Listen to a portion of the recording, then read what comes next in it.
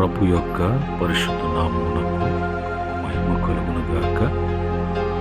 ప్రభు యుగయుగములను తరతరములను ఆయన నామము ఇప్పుడు కూడా ఆరాధించబడేటువంటి నామము, పరిశుద్ధపరచబడేటువంటి నామం. అలాంటి నామములో ఈ ఉదయకాలపు కృపా వాక్య ధ్యానములో మనమంతా కూడా ఈ రీతిగా ఆయన బిడ్డలుగా సమకూర్చబడటానికి ప్రభు మరొక దినాన్ని ఆయన మనకి ఇచ్చి మనల్ని జ్ఞాపకం చేసుకుంటూ ఆయన యొక్క కృప వాక్య ధ్యానానికి మనందరూ కూడా వేకువనే ఈ విధంగా సిద్ధపరిచినటువంటి దేవాతి దేవునికి నేను కృతజ్ఞతాస్తుతులు చెల్లిస్తూ ఉన్నాను. అలాగనే ఈ వాక్యాన్ని వింటున్న బిడ్డలు కూడా ప్రభుని బట్టి మరి వందనాలు చెల్లిస్తున్నాను. ప్రభుని బట్టి శుభం కూడా తెలియజేస్తున్నాను. ప్రియమైన దేవుని బిడ్డలారా, మరి మనమంతా కూడా ఈ యొక్క కృపా గడియల్లో ఉన్నాం. కృప దొరికేటువంటి సన్నిధిలో ఉన్నాం. ఆ విధంగా మనమంతా కూడా సమకూర్చబడి ఉన్నాం. ఈ యొక్క ఉదయకాలం మందు కృపా వాక్యాన్ని మనము చదువుకొని వాక్యాన్ని మనం ధ్యానం చేద్దాం. కీర్తన 84వ కీర్తన 5వ చరణములో ఉన్నటువంటి మాటను మనము చదువుకుందాం. నీ వలన బలమునందు మనుషులు ధన్యులు, యాత్ర చేయు మార్గములు వారికి అతి ప్రియములు అనే మాట ఇక్కడ మనము చదువుకుందాం. ఈరోజు మరి బలము అనేది, బలము అనుగ్రహించేటువంటి వారు ఎవరంటే దేవాతి దేవుడై ఉన్నాడు కనుక ఆయన బలము అనుగ్రహించేటువంటి దేవుడై ఉన్నాడు. బలమును ధరింపు చేసేటువంటి వాడుగా ఉన్నాడు. ఆయన వలన, దేవుని వలన ఎవరైతే బలము పొందుకొని ఉంటారో, ఆయన అనుగ్రహించేటువంటి బలమును ఎవరు పొందుకొని ఉంటారో, ఆయన బలము చేత ఎవరు నింపబడి ఉంటారో వారి యొక్క యాత్ర చేయు మార్గములో, ఈ లోకములో ప్రతి ఒక్కరు కూడా యాత్రికులు, ప్రయాణికులై ఉన్నారు. మనకు ఈ లోకం శాశ్వతం కాదు. మన కొరకు నిలవరమైన పట్టణము పరలోకములో మనకు సిద్ధపరచబడి ఉన్నది, మన కొరకు ఏర్పాటు చేయబడి ఉన్నది అని మన పితరులు పలికినట్లుగా మనమంతా కూడా ఈ లోకములో యాత్ర చేసేటువంటి వారుగా ఉండాలి. ఈ యాత్రా మార్గంలో, యాత్రా ప్రయాణంలో మనకు మరి అనేకమైనటువంటి మరి వ్యతిరేకతలు రావచ్చు.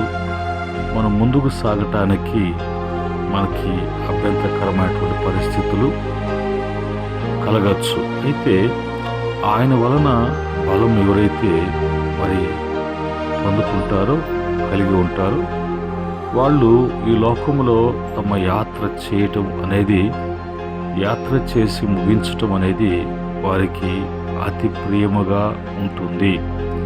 ఈ మాట 6-7 చరణాల్లో కూడా వారు బాకా లోయలో పడి వెలుచు దానిని జలమయముగా చేయుదురు, తొలకరి వాన దానిని దీవెనలతో కప్పును.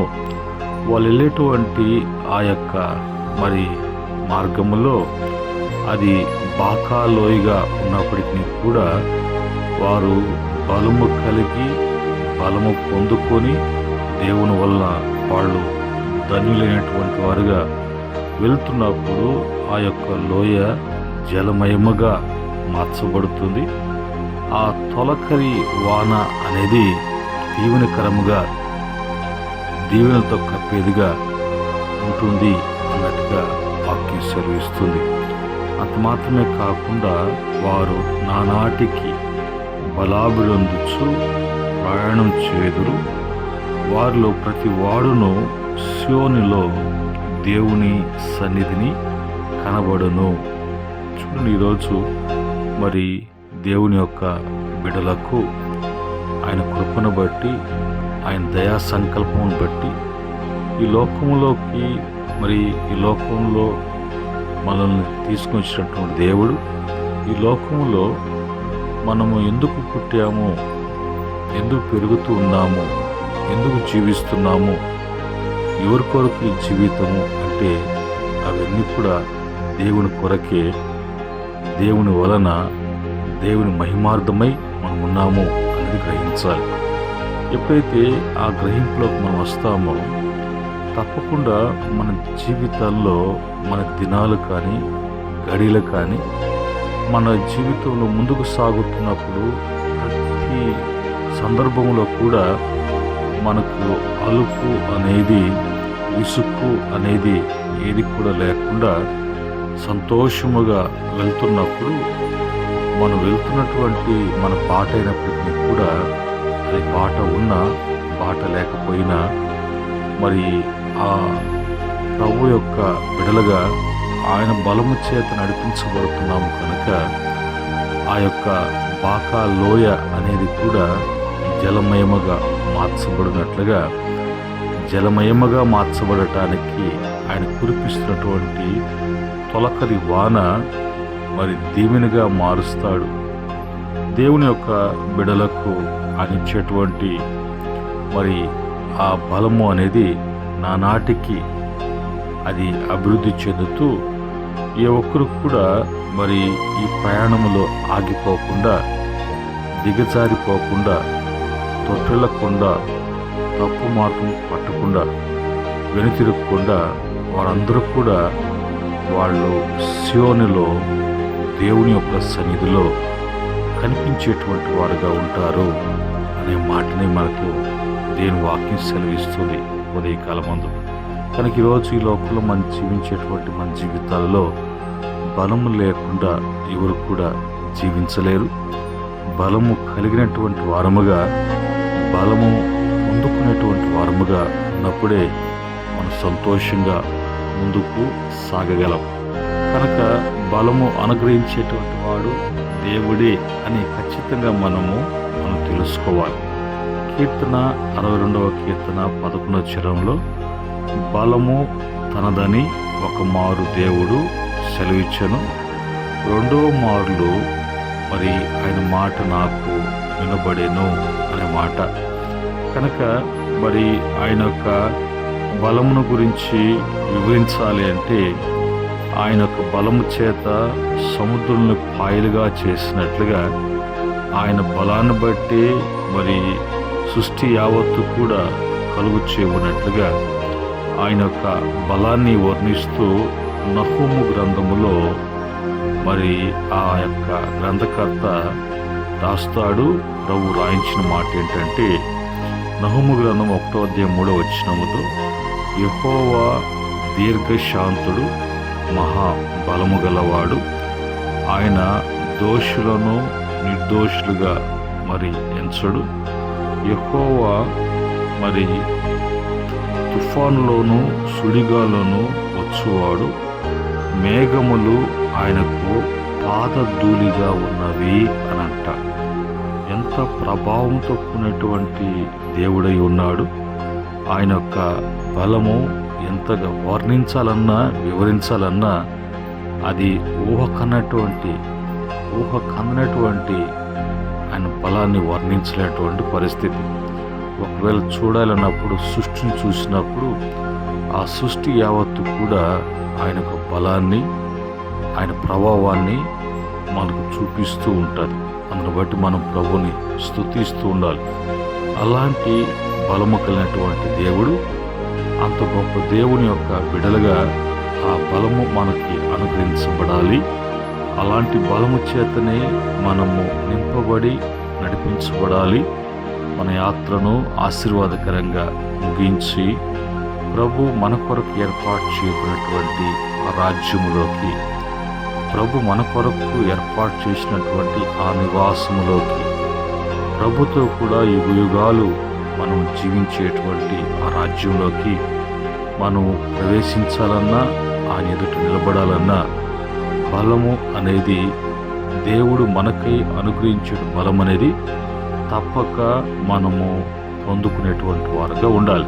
కనుక ఆ బలము ఎలాగ లభిస్తుంది అంటే, యోబు గ్రంథము 17:9 ప్రకారంగా అయితే నీతిమంతులు తమ మార్గమును విడవక ప్రవర్తించుదురు, నిరపరాధులు అంతకంతకు బలము నొందుదురు. అంటే నిరపరాధులు ఏ తప్పు చేయకుండా, ఏ దోషమును పట్టుకోకుండా నిరపరాధులుగా ఉన్నటువంటి వారికి దేవుని యొక్క బలము వాళ్ళకు అనుగ్రహించబడుతుంది. కీర్తన 29 కీర్తన 11వ చరణంలో యెహోవా తన ప్రజలకు బలము అనుగ్రహించును, యెహోవా తన ప్రజలకు సమాధానమును కలుగజేసి వారిని ఆస్వాదించును. తన బిడలుగా, ప్రజలుగా ఎవరైతే ఆయన సొత్తుగా, ఆయన బిడలుగా పిలువబడుతూ ఆయన బిడలుగా జీవించేటువంటి వారికి దేవుని యొక్క బలము అనేది అనుగ్రహించబడుతుంది. ఆ బలము చేత నింపబడతారు. అలాగనే నెహెమ్యా గ్రంథము 8 ప్రకారంగా యెహోవా యందు ఆనందించుట వలన మీరు మరి బలమొందెదరు అని రాయబడింది. ఆనందించుట వలన, దేవుని వలన ఆనందించుట వలన.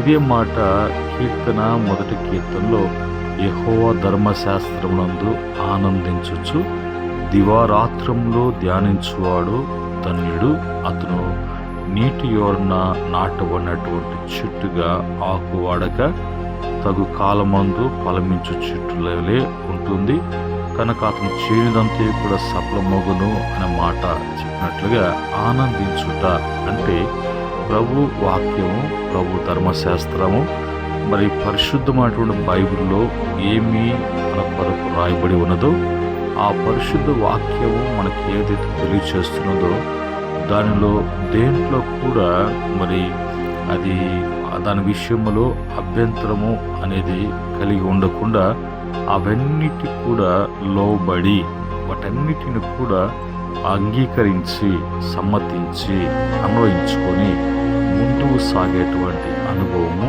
ఆనందించేటువంటి అనుభవం. అలాగా దేవుని వలన, యెహోవా వలన ఆనందించువాడు వాడెప్పుడు కూడా బలము కలిగినటువంటి వారుగా ఉంటారు. యెషయా గ్రంథము 40వ అధ్యాయము 1వ వచనములో యెహోవా కొరకు ఎవరైతే ఎదురు చూస్తూ ఉంటారో వాళ్ళు నూతన బలము పొందుదురు, వారు పక్షిరాజు వలె రెక్కలు చాపి పైకి ఎగుదురు, అలాగనే మరి అలయక పరుగెత్తుదురు, సొమ్మసిల్లక నడిచిపోదురు. చూడండి, బలము అనేది మనము పొందుకోవాలన్నా, ఆ బలమును మనం కలిగి ఉండాలన్నా, ప్రభు మనకు అనుగ్రహించాలన్నా మనలో ఉన్నటువంటి అలవాట్లు, మనలో ఉన్నటువంటి ప్రవర్తన విధానము ఏ విధంగా ఉంటే అనేది బైబిల్ చెప్తుంది. అలాగనే రోమా పత్రిక 4:21 వచనములో అక్కడ విశ్వాసం వలన అబ్రహాము బలము నొందెను అని రాయబడింది. కనుక ఈరోజు విశ్వాసాన్ని బట్టి కూడా బలము కలిగి జీవించగలరు. 1 యోహాను పత్రిక 2:10 ప్రకారంగా దేవుని యొక్క వాక్యము మనకు బలమును కలుగు చేస్తుంది. యవనస్తులారా, మీరు బలవంతులు, దేవుని వాక్యము మీ అందు మరి నిలుచున్నది కనుక మీరు ధన్యులు, మీరు దుష్టుని జయించి ఉన్నారు. కనుక దుష్టుని మించినటువంటి, దుష్టుని జయించే బలము అనేది దేవుని వాక్యం వలన మనకు అనుగ్రహించబడుతుంది. ఆ క్రమములో మనము ముందుకు సాగటానికి మనం ప్రభు యొక్క బిడలముగా మరి ఈ లోకములో మన యాత్రను అతి ప్రియముగా మనము ముందుకు సాగటానికి, ఆశీర్వాదకరంగా ముగించడానికి ఈ యొక్క కృపా సమయంలో, ఈ కృపా వాక్య ధ్యానంలో దేవుడు మనకు బలమునై ఉన్నాడు, బలమును ధరింపుచేవాడై ఉన్నాడు, బలమును అనుగ్రహించేవాడై ఉన్నాడు. కనుక ఆ యొక్క దేవుని యొక్క బలము మనం పొందుకొని ధన్యులుగా మనము మరి ఈ యొక్క ప్రియమని ఇచ్చినటువంటి జీవితాన్ని సంతోషముగా ఆనందముగా ప్రభు కొరకు మనం ఈ లోకంలో మరి పూర్తి చేయటానికి మనమంతా కూడా ప్రభు ఇచ్చే బలాన్ని పొందుకుందాం. అలాంటి బలము ప్రభు ప్రతి బిడ్డకు కూడా అనుగ్రహించినట్లుగా ఎవరికి అనుగ్రహిస్తాడో, ఎవరు బలం పొందుకుంటారో, ఎవరికి ఆ బలము కలిగి ఉంటారో వాళ్ళు ధన్యులుగా నానాటికి బలాభివృందుచు ఒక దినాన సియోనులో దేవుని ఎదుట నిలబెట్టేటువంటి ఆయన బలాన్ని ప్రతి బిడ్డకి దేవుడు అనుగ్రహించునుగాక. ప్రార్థన చేసుకుందాం. ప్రేమగల తండ్రి, పరిశుద్ధుడా మీకు వందనాలు తండ్రి. ఈరోజు కృపా వాక్య ధ్యానంలో ఉదయకాలం మందు మరి మీ బలమును గురించి తెలియజేశారు. ఆ బలము ప్రభ లేకుండా మేము ఈ లోకంలో యాత్ర కొనసాగించలేము. మరి మా యొక్క యాత్రలో ప్రతి ప్రభ పోరాటం జయించడానికి, ప్రతి ఆటంకము అభ్యంతరాన్ని ప్రభ జయించి ముందుకు సాగటానికి, అది మాకు ఆటంకంగా అభ్యంతరకరముగా ఇబ్బందికరంగా లేకుండా ఆ యొక్క మరి యాత్రలో మాకు అతి ప్రేమగా ఉండేటువంటి పరిస్థితి మీరు అనుగ్రహించి బలాన్ని బట్టి, మీరు బలపరిచేదాన్ని బట్టి ప్రభా భక్తులు కూడా మరి అన్నారు, నాయన బలపరచు అని అందు నేను సమస్తము చేయగలను అన్నట్లుగా ప్రతి బిడ్డకు కూడా ఈ వాక్యం అంటే ప్రతి బిడ్డకు కూడా ఎవరు కూడా సొమ్మసిల్లకుండా అలయకుండా ప్రతి బిడ్డకు కూడా తండ్రిని బలమును అనుగ్రహించండి. అట్టి బలము కొరకు ఎదురు చూసే బిడ్డలు నాయన నూతన పక్షిరాజు యవనవలే అని వాక్యం చెప్తుంది.